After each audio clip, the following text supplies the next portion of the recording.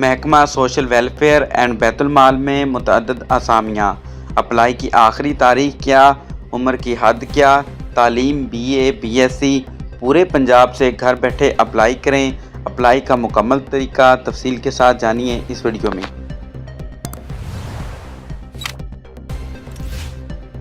Education और job से मुतल्लक मालूमात के लिए व्हाट्सएप चैनल डिस्क्रिप्शन में दिया गया है, इसे फॉलो करें।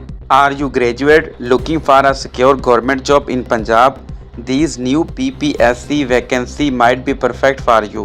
Social welfare and Baitul Mal. Number of posts, location all Punjab. Application deadline 16/6/2025. Education BA BSc BSr equivalent. Age limit 18 से 30 साल मेल के लिए, 18 से 33 साल फीमेल के लिए। डोमिसाइल की रिक्वायरमेंट है। अप्लाई कैसे करना है आपने? Show PPSC website interface, step by step guide, document required, application fees. एक दफ़ा फिर रिपीट करता जाऊँ। महकमा स्कूल वेलफेयर एंड बैतुल माल में मुतअद्दिद असामियाँ। लास्ट डेट अप्लाई की 16/6/2025। तालीम ग्रेजुएशन BA BSc या ज़्यादा। उम्र 18 ता 30 साल मर्द के लिए, 18 ता 33 साल ख़वातीन के लिए।